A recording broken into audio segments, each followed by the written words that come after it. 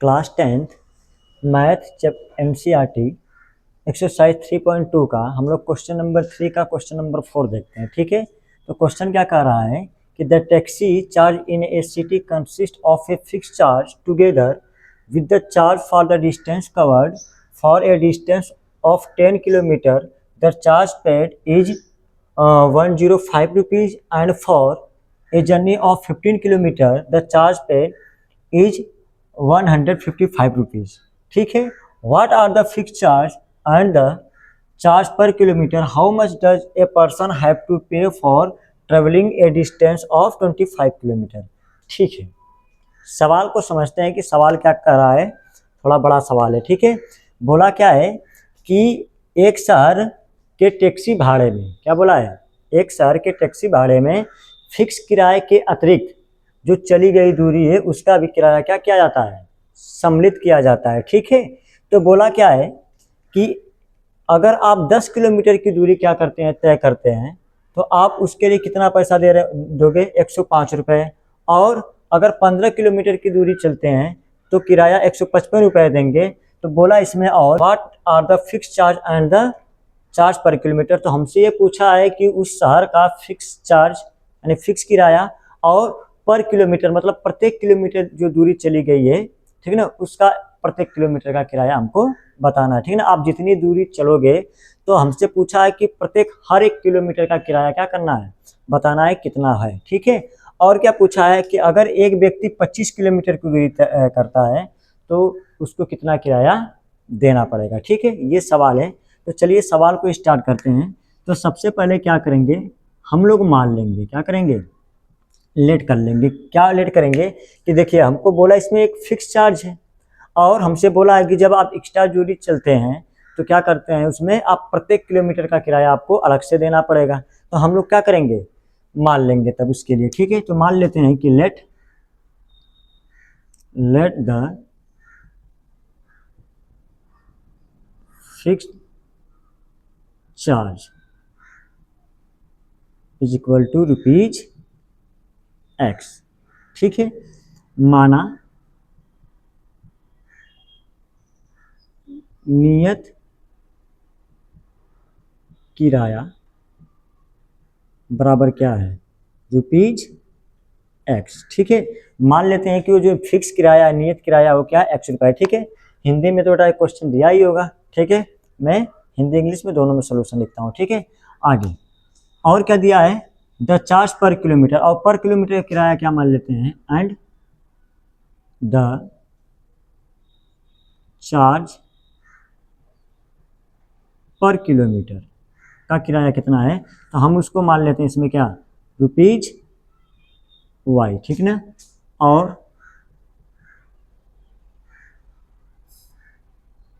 प्रत्येक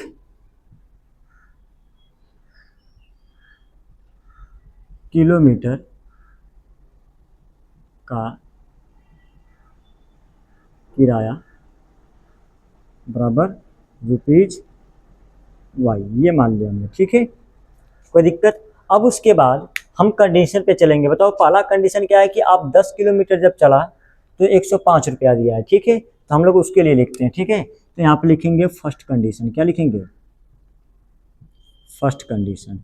तो first condition में क्या है जी, फर्स्ट कंडीशन की हिंदी हो जाएगी प्रथम स्थिति में। ठीक है, अब प्रथम स्थिति में देखते हैं क्या बोला है कि 10 किलोमीटर चलने पे किराया कितना देना पड़ रहा है, 105 रुपये देना पड़ रहा है। ठीक है, तो देखिए ये हो गया हमारा उस सिटी का फिक्स किराया, प्लस बताइए कितना किलोमीटर चला गया, 10। तो बताइए 1 किलोमीटर का हमने पर किलोमीटर किराया मतलब प्रत्येक हर 1 किलोमीटर का किराया कितना हमारा रखा वाई।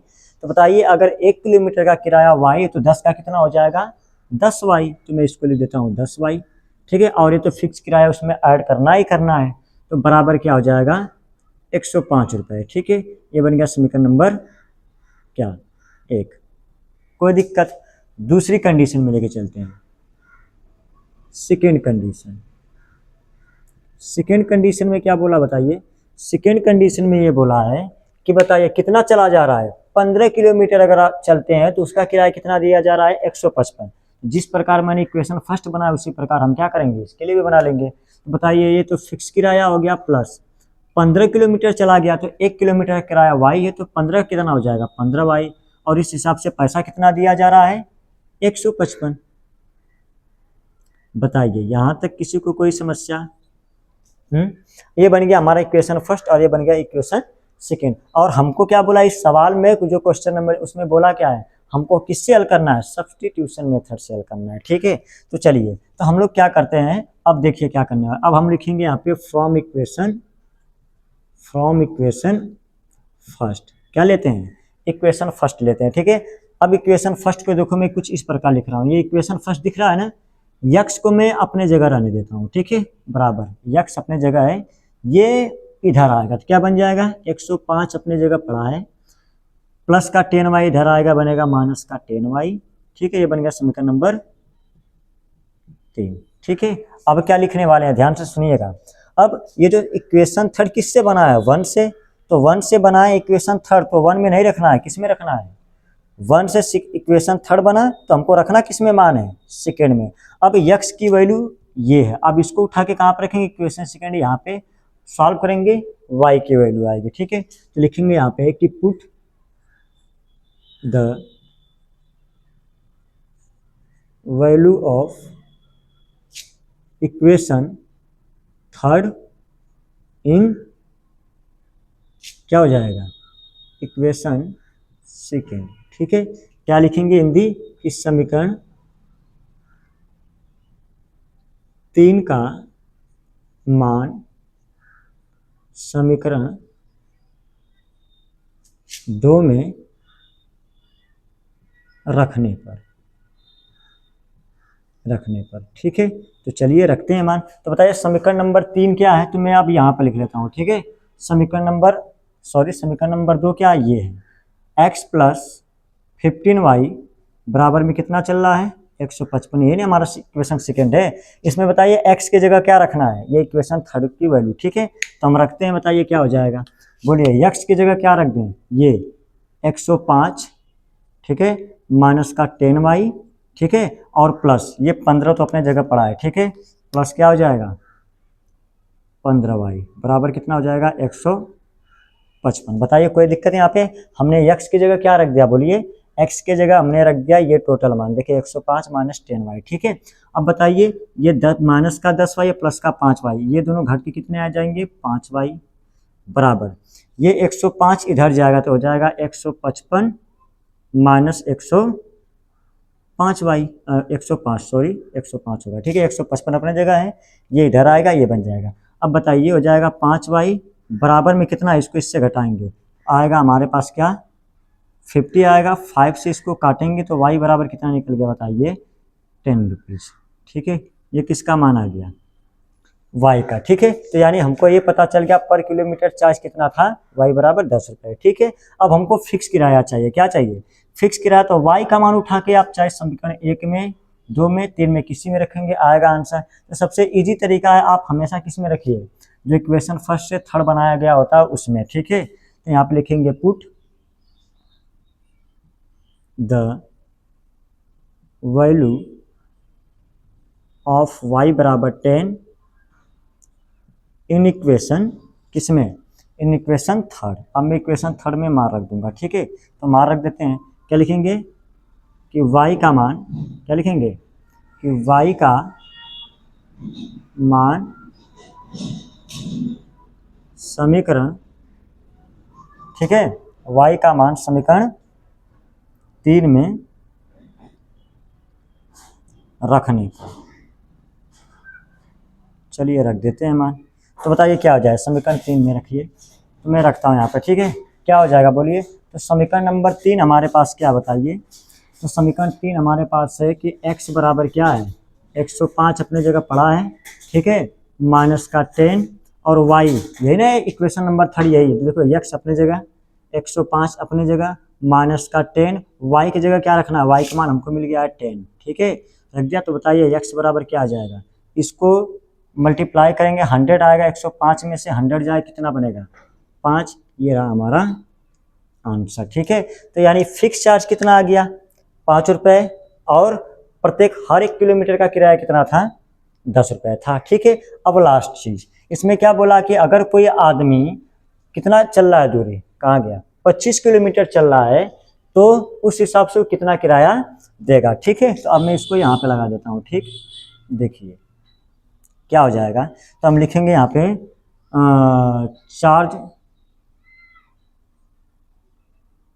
Charge for 25 kilometre. ठीक है ना, क्या हो जाएगा, 25 किलोमीटर के लिए किराया क्या होगा। तो देखिए ध्यान से देखिए क्या करने वाले हैं। जिस प्रकार हमने 10 किलोमीटर को क्या लिखा था, 10 किलोमीटर का किराया 105 था, तो मैंने लिखा था उसको x plus 10y।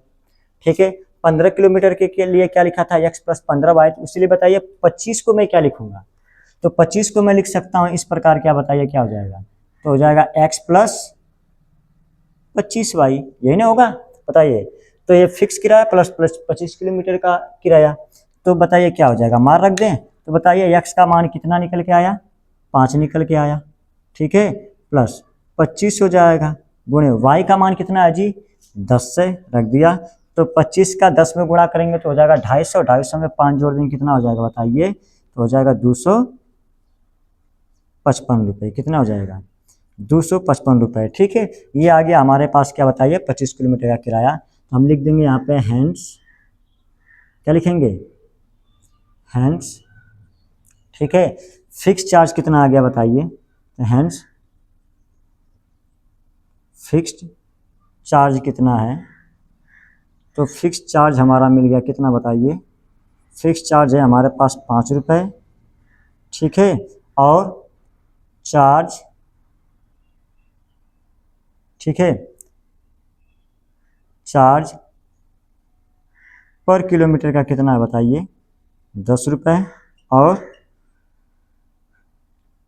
Charge for 25 kilometre का कितना है बताइए, 255। यही तीनों ने ज्ञात करना था, ये रहा हमारा आंसर। ठीक है, इस प्रकार सवाल को क्या करेंगे, लगाएंगे।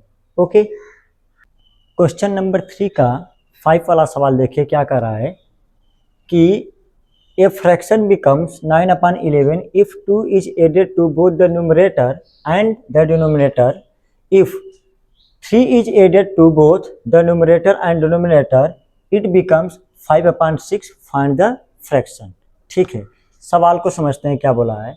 बोला है कि यदि किसी फ्रैक्शन भिन्न में, इसमें फ्रैक्शन की हिंदी होती है भिन्न। ठीक है, बोला क्या है, यदि किसी भिन्न के अंश और हर दोनों में, यानी न्यूमरेटर और डिनोमिनेटर दोनों में 2 ऐड कर दिया जाए। क्या ऐड कर दिया जाए, 2 ऐड कर दिया जाता है, तो हमें 9/11 प्राप्त होता है। ठीक है, बोला क्या है कि कोई भिन्नदायी होगी, उसके जब न्यूमरेटर और डिनोमिनेटर यानी अंश और हर में जब हम लोग 2 ऐड कर देते हैं, क्या ऐड कर देते हैं, 2 ऐड कर देते हैं, तो हमको बताओ भिन्न क्या प्राप्त हो जाती है, फ्रैक्शन 9/11 प्राप्त हो जाती है। ठीक है, ये एक कंडीशन हो गई। दूसरी कंडीशन ये बोला है कि यदि उसी फ्रैक्शन में 3 ऐड कर दिया जाए, किसमें, न्यूमरेटर और डिनोमिनेटर दोनों में, क्या ऐड कर दिया जाए, 3 ऐड कर दिया जाए, तो फ्रैक्शन क्या बन जाता है, 5/6। तो हमसे बोला वो फ्रैक्शन यानी वो भिन्न क्या रही होगी।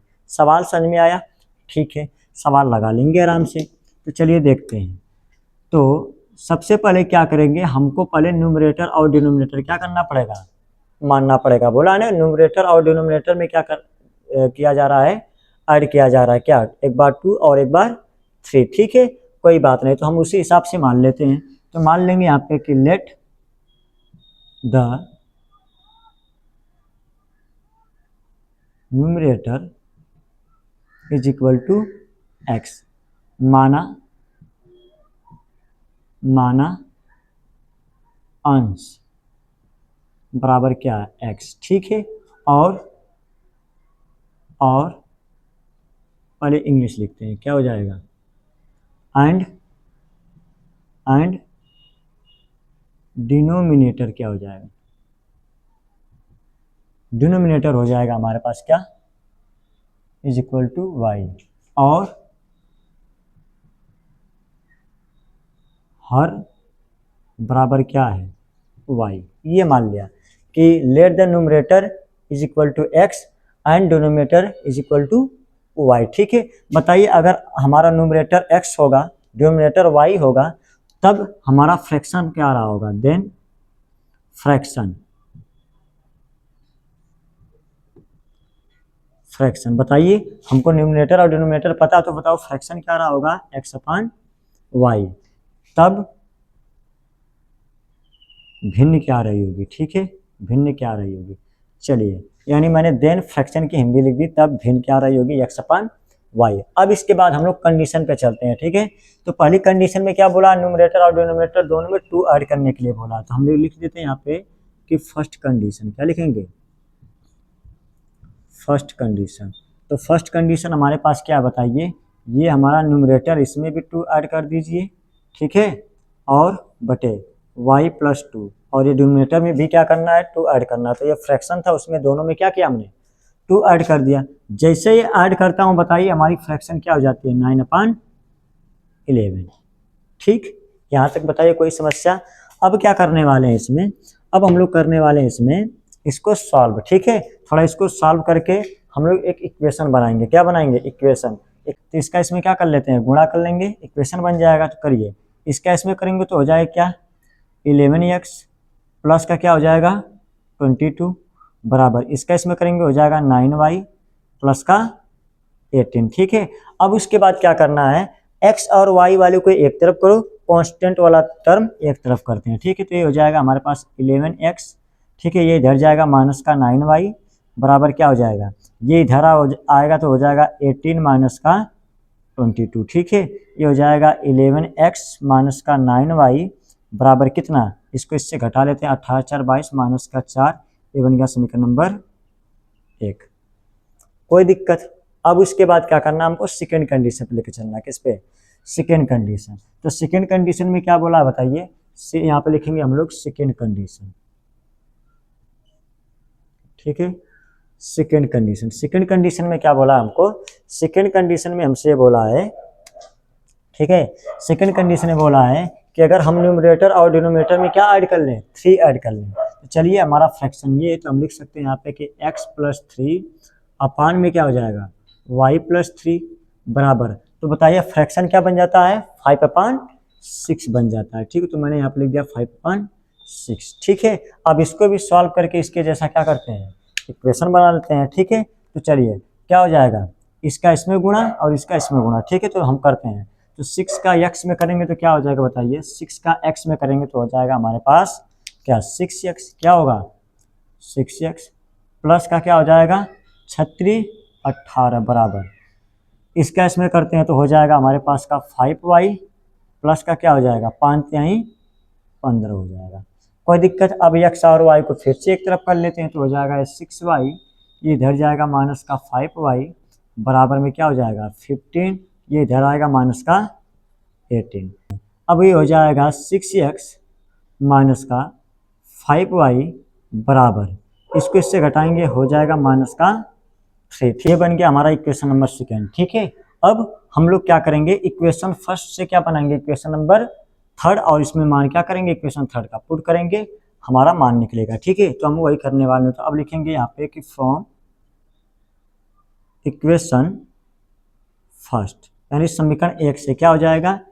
11x माइनस का 9y, ठीक है, माइनस का बराबर माइनस का 4 अपने जगह पड़ा है। मैं क्या करता हूँ? ये 11x अपने जगह रहने देता हूँ, ये 9y माइनस का इधर आएगा, प्लस का 9y हो जाएगा, माइनस का 4 अपनी जगह है। तो x बराबर क्या हो जाएगा बताइए? 9y माइनस 4 बटे में क्या? 11। ये बन गया इक्वेशन नंबर थर्ड। ओके, अब क्या करना है? ये इक्वेशन थर्ड का मान कहाँ पे पुट करना है? इक्वेशन सेकंड में, यानी ये जो x का मान ये आया ना, इसको हम x की जगह रखेंगे। ठीक है, तो वही काम करने वाले हैं। तो लिखें यहाँ पे कि put the value of equation third in equation second. क्या किया? इक्वेशन थर्ड का मान किस में पुट करना है? इक्वेशन y में। ठीक है, तो चलिए मैं पहले इक्वेशन सेकेंड लिख देता हूँ। ठीक है, क्या है? 6y माइनस का 5y और 6x माइनस का 5y बराबर में माइनस का 3 मार रखते हैं, बताइए क्या हो जाएगा। तो हम लोग लिखते हैं यहाँ पे कि ये हो जाएगा 6, ठीक है। एक्स की जगह ये टोटल वैल्यू रखनी है, क्या हो जाएगा 9y माइनस का 4 अपान में 11, ठीक है। अब उसके बाद क्या करने वाले हैं, कोष्टक बंद, माइनस का 5y बराबर में क्या है माइनस का 3, ठीक है। एक्स की जगह मार रख दिया। अब इसको सॉल्व कर लेते हैं, क्या कर लेते हैं सॉल्व, तो सॉल्व हम इधर कर लेते हैं, ठीक है। क्या हो जाएगा, इसका अंदर गुणा हो जाएगा 9 छक 54, 54y माइनस क्या हो जाएगा 6 चौको 24, ये 24 हो जाएगा, बटे में क्या चल रहा है 11 माइनस ये क्या है 5y, तो 5y लिख देते हैं हम, और बटे में क्या मान लेते हैं 1, बराबर में क्या चल रहा है माइनस का 3। अब इसको सॉल्व करते हैं, तो एलसीएम लेंगे तो हो जाएगा हमारे पास, बताइए कितना 11 आएगा। 11 से इसमें भाग करेंगे 1 बार जाएगा, 1 का इसमें गुणा कर लेते हैं, तो यानी वही संख्या पूरी आएगा 1 से गुणा करने पे। तो 54y माइनस का 24 और ये माइनस का 1 से 11 में भाग करेंगे, 11 बार जाएगा, 11 का ऊपर गुणा करेंगे तो हो जाएगा कितना 55y, ठीक है। बराबर में चल रहा है माइनस का 3।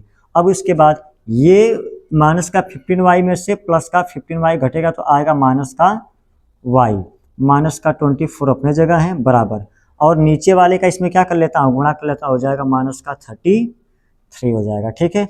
अब इसको एक तरफ कर लेते हैं तो हो जाएगा माइनस का y बराबर कितना, बताइए प्लस का, तो हो जाएगा माइनस का 33 प्लस का 24 घटा लेते हैं तो माइनस का y बराबर क्या हो जाएगा, बताइए।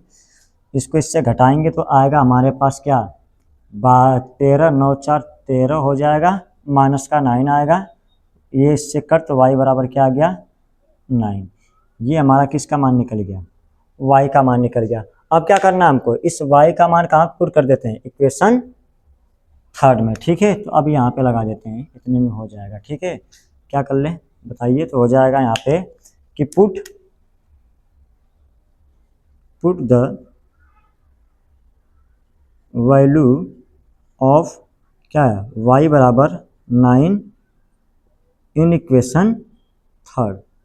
इक्वेशन 3 में क्या करते हैं मार रख देते हैं, इक्वेशन 3 है, चलिए। तो क्या दे रखा है x बराबर पुट करते हैं 9 अपने जगह है, y की जगह क्या रखना है 9 रखना है, माइनस का 4 है बटे में 11, तो x बराबर कितना हो जाएगा बताइए। x बराबर हो जाएगा हमारे पास क्या, ये हो जाएगा 81, 81 में से चलो मैं यहाँ पे हल कर लेता हूँ थोड़ा सा, नहीं चलो ठीक है, ये हो जाएगा 81 माइनस का 4 बटे के 11, तो x बराबर कितना हो जाएगा बताइए।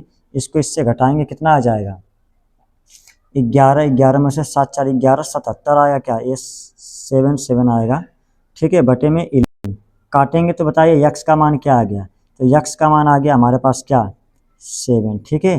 तो बताइए लिख देंगे हम यहाँ पे कि हेंस हमारे पास फ्रैक्शन क्या आ रहा होगा बताइए,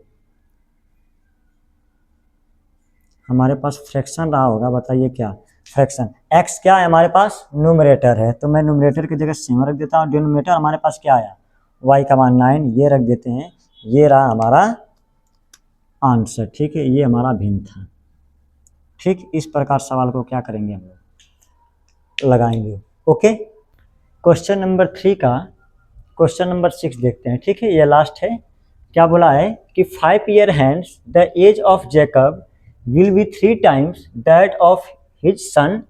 5 year ago Jacob age was 7 times that of his son. What are their percentage? ठीक है, सवाल को समझते हैं क्या बोला है। बोला क्या इसमें कि जेकब जो है 5 साल, क्या बोला है 5 year hence का मतलब होता है 5 साल बाद, 5 साल बाद जैकब जो है वो अपने पुत्र का एज का 3 गुना हो जाएगा, ये बोला है फिर से कि 5 साल बाद जैकब जो है वो अपने पुत्र का 3 गुना हो जाएगा, क्या हो जाएगा 3 टाइम्स का मतलब 3 गुना हो जाएगा, ठीक है। आगे क्या बोला है 5 year ago, और इसमें दूसरी कंडीशन ये बोल रखी है कि 5 साल पहले, 5 year ago का मतलब होता है 5 साल पहले जो जेकब की एज होगी वो क्या होगा उसके पुत्र की एज की 7 गुनी रही होगी, ठीक है। ये सवाल बोला है, इसमें पूरी फिर से मैं पूरी हिंदी बता दे रहा हूँ, ठीक है। इसमें बोला है कि एक जेकब नाम का आदमी है, ठीक है, 5 साल बाद उसकी जो एज होगी उसके पुत्र की एज की 3 गुनी हो जाएगी। दूसरी कंडीशन में बोला है कि 5 साल पहले जो जेकब की एज रही होगी वो उसके पुत्र की 7 गुनी रही होगी। तो हमको दोनों की क्या करनी है, प्रेजेंट एज बतानी है, जेकब की और उसके पुत्र की। ठीक है, तो हम सबसे पहले क्या करेंगे, जेकब की प्रेजेंट एज और उसके पुत्र की प्रेजेंट एज को क्या कर लेंगे, मान लेंगे। ठीक है, सवाल को स्टार्ट करते हैं सॉल्व। तो लिखेंगे लेट द जेकब, क्या लिखेंगे, Jacob present age is equal to X year. ठीक है, मान लेते हैं कि माना जेकब की प्रेजेंट एज क्या थी, एक्स ईयर। माना जेकब की वर्तमान आयु बराबर एक्स वर्ष। ठीक है, ये मान लिया। माना जेकब की वर्तमान आयु बराबर एक्स वर्ष। ठीक है, एंड हिज सन एज क्या मान लेता हूं, बराबर वाई ईयर, वाई ईयर्स। ठीक है, क्या मान लिया, और उसके पुत्र की वर्तमान आयु। ठीक है, वर्तमान आयु क्या हो जाएगी, बराबर वाई वर्ष। ठीक है, ये मैंने मान लिया कि माना जेकब की प्रेजेंट एज मैंने एक्स ईयर मान लिया, एंड हिज सन, यहाँ पे प्रेजेंट लिख लीजिएगा। ठीक है, एंड हिज सन एज क्या हो जाएगा, सन एज क्या हो जाएगा, वाई ईयर्स। ठीक है, अब उसके लिए 5 ईयर हैंस। ठीक है ना, 5 साल बाद क्या लिखेंगे, 5 साल बाद, 5 साल बाद की बात की जाएगी। ठीक है, अगर ये प्रेजेंट एज है तो 5 साल बाद जेकब की एज और उसके पुत्र की आयु क्या रही होगी, तो मैं लिख देता हूँ। ठीक है, 5 साल बाद जेकब एज रही होगी हमारे पास कितना है, x प्लस 5, क्योंकि जेकब की एज मैंने x प्लस 5 माना है।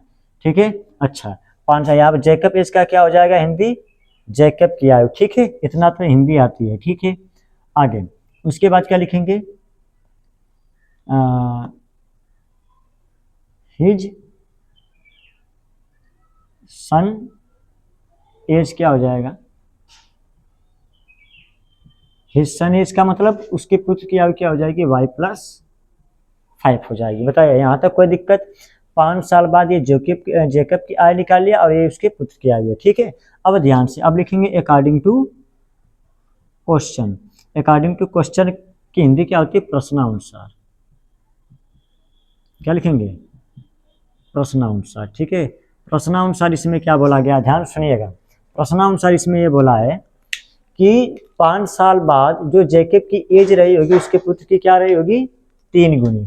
तो ये हमने क्या लिख दिया, 5 साल वाली एज लिख दिया हमने, किसकी, जेकब की। किसकी लिख दी, जेकब की। और बराबर ये किसकी एज है, 5 साल वाली, 5 साल बाद वाली उसके पुत्र की आयु। ठीक है, तो जेकब की आयु क्या हो जाती है, 3 गुनी हो जाती है। किससे 3 गुनी हो जा रही है, पुत्र से। तो गुणा किस में करेंगे, पुत्र में। क्यों, अगर पुत्र का एज पता होगा तो इसमें 3 का गुणा करेंगे तभी तो किसकी एज आएगी, पिता की आएगी। ठीक है, ये बोला है पिता क्या है, पुत्र का 3 गुना है। इसका अर्थ ये हुआ कि पुत्र जितने साल का होगा उसमें 3 का गुणा करेंगे तो उसके पिता की आयु निकलेगी। ठीक है, तो हम क्या करेंगे, इसमें 3 का गुणा कर देंगे। ठीक है, अब इसको थोड़ा सॉल्व करके इक्वेशन बना लेते हैं।